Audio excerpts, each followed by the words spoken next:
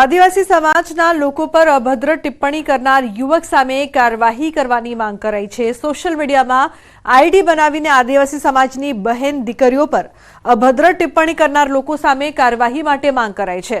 Mister વનરાજ ઠાકોર 305 નામની ID પર યુવક વિડીયો બનાવીને આદિવાસી સમાજ પર અભદ્ર ટિપ્પણી કરતો હતો।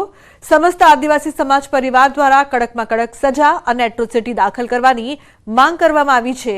યુવક કચ્છના રાપર તાલુકાનો હોવાનું સામે આવ્યું છે। આદિવાસી સમાજને ટાંકીને આરકે ઠાકોર નામની ઇન્સ્ટાગ્રામ આઈડી પર આદિવાસી સમાજને મા બેનની અભદ્ર ગાળીઓ અને ટીકા ટિપ્પણી કરવામાં આવી છે। તેથી આ જે આરકે ઠાકોર અને વનરાજ ઠાકોર નામની જે ઇન્સ્ટાગ્રામ આઈડી છે તેના વિડીયો સમગ્ર ઇન્સ્ટાગ્રામ અને સોશિયલ મીડિયા પર ફરી રહ્યા છે અને આ બે વ્યક્તિઓએ સમાજનું અપમાન કર્યું હોવાના કારણે તાત્કાલિક ધોરણે આ લોકોને કડકમાં કડક કાર્યવાહી કરવામાં આવે એવી પ્રશાસનને રજૂઆત કરી છે। તો મહીસાગર લુણાવાડા રખડતા ઢોરનો આતંક અહીં યથાવત। લુણાવાડા નગરપાલિકા સામે જ પશુઓનો અડીંગો જોવા મળ્યો। મુખ્ય રસ્તાની વચ્ચે જ પશુઓનો અડીંગો। લુણાવાડાના માંડવી દરકોલી તળાવ સહિત મુખ્ય રસ્તા ઉપર પશુઓ રસ્તાની વચ્ચોવચ્ચ જોવા મળ્યા। લુણાવાડા પાંજરાપોળ પણ બનાવવામાં આવ્યું પણ જોવા મળ્યું ખાલીખમ। મોટી સંખ્યામાં નગર વિસ્તારમાં પશુઓ જોવા મળ્યા।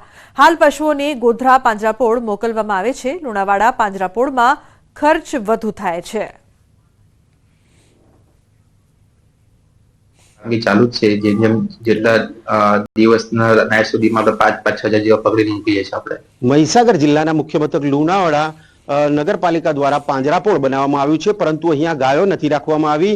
ન્યૂઝ 18 ગુજરાતી દ્વારા રિયાલિટી ચેક કરવામાં આવી છે। હું દ્રશ્યો બતાવી રહ્યો છું કે આ છે પાંજરાપોળ કે જ્યાં BSNL વિસ્તારની અંદર આ પાંજરાપોળ બનાવવામાં આવ્યું છે। અહીંયા ગાયોને રાખવા માટે કરોડોના ખર્ચો કરી અને પાંજરાપોળ બનાવવામાં આવ્યું છે પરંતુ અહીંયા જોઈ શકો છો કે મોટા ભાઈએ કચરાના અડીંગા જોવા મળી રહ્યા છે। કહી શકાય કે ક્યાંક ને ક્યાંક નગરપાલિકાના જે ચીફ ઓફિસર છે તે જણાવી રહ્યા છે કે અહીંયા પાંજરાપોળ તો બનાવવામાં આવ્યું પરંતુ અહીંયા ગાયોને રાખવી મોંઘી પડી રહી છે એટલે અન્ય જગ્યાએ ગોધરા પાંજરાપોળ ખાતે મોકલી આપવામાં આવી રહી છે ગાયોને। પરંતુ વાત કરવામાં આવે તો આજે ન્યૂઝ 18 ગુજરાતી દ્વારા નગરના અનેક વિસ્તારો કહી શકાય નગરપાલિકામાં આવેલા મુખ્ય બજાર મુખ્ય રસ્તા ત્યાં આગળ ગાયોનો મોટો અડીંગો જોવા મળી રહ્યો છે। કહી શકાય કે ક્યાંક ને ક્યાંક જે વાત છે ગાયોના સુરક્ષાની તેને લઈને સરકાર દ્વારા કરોડો રૂપિયા ખર્ચવામાં આવે છે અને કરોડો રૂપિયા વાપરી ગાયોને યોગ્ય સ્થાન કહી શકાય કે ગૌશાળા બનાવવામાં આવે છે પરંતુ ગાયોને યોગ્ય જગ્યાએ મૂકવામાં નથી આવી રહી।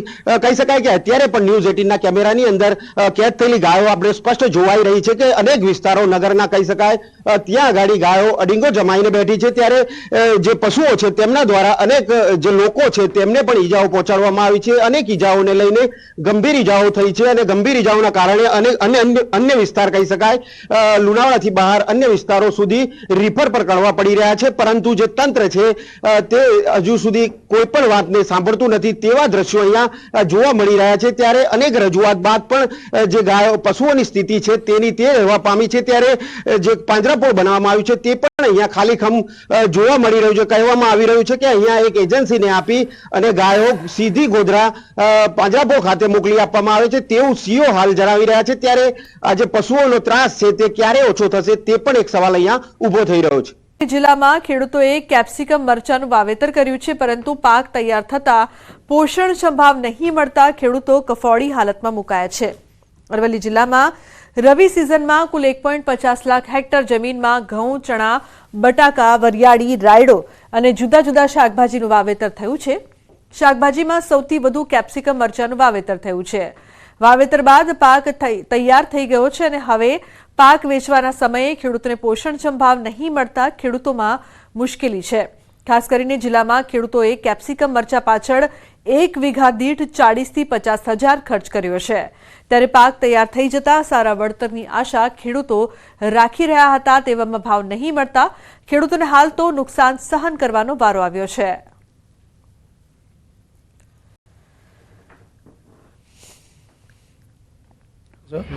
અમારા 3 વીઘા વાવેતર કરેલું છે તો એ આશા રાખું છું ખર્ચો નીકળી જાય તો સારું। ગયા વર્ષે ભાવ સારો હતો 40 થી 45 રૂપિયા એટલે આ વર્ષે શું થયું કે ભાવ સારો હોવાને ગયા વર્ષે ભાવ સારો હતો એટલે આ વર્ષે વાવેતર વધી ગયું।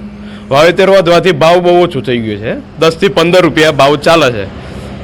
લગભગ મેં ખર્ચો વીઘા દીઠ 50,000 રૂપિયા કર્યો છે. હજુ ખર્ચો નીકળ્યો નથી. આશા છે કે મારો ખર્ચો બધો નીકળી જાય.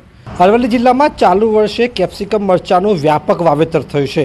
વાવેતર વધવાના કારણે ત્યાં જે ભાવો છે તે ગગડી ગયા છે. દ્રશ્યો બતાવીશ કે 3 વીઘા જમીનમાં જે પ્રકારે ખેતી કરવામાં આવી છે તેમાં મરચાંનો પાક મબલકતો દેખાઈ રહ્યો છે, પરંતુ વીઘા દીઠ 40,000 થી 50,000નો ખર્ચ જે ખેડૂતે કર્યો છે તે ખર્ચ હવે નથી નીકળ્યો. તેનું એકમાત્ર કારણ છે કે ગત વર્ષમાં જે 40 થી 45 રૂપિયા એક કિલોએ જે વેચાણ કરવામાં આવ્યું હતું તેના જે ભાવ ગગડીને માત્ર 10 અને 15 રૂપિયા સુધીનો ભાવ પહોંચ્યો છે એક કિલોનો. આપ દ્રશ્યોમાં જોઈ શકો છો કે લીલાછમ દેખાતા જે કેપ્સિકમ મરચાં છે તેની માંગ તો છે, પરંતુ વાવેતર વધવાના કારણે ભાવો ગગડ્યા છે. તેના કારણે ખેડૂતોને જે નફો થતો હતો તે નફો હવે દેખાતો નથી, કારણ કે વાવેતર વધ્યું છે અને વાવેતર સામે જે પ્રકારે જથ્થો બજારમાં ઉપલબ્ધ હોવાના કારણે ક્યાંક ને ક્યાંક ભાવો ગગડી રહ્યા છે. બનાસકાંઠાના સરહદી વિસ્તારની નર્મદા કેનાલમાં ગાબડા પડવાનો સિલસિલો યથાવત છે.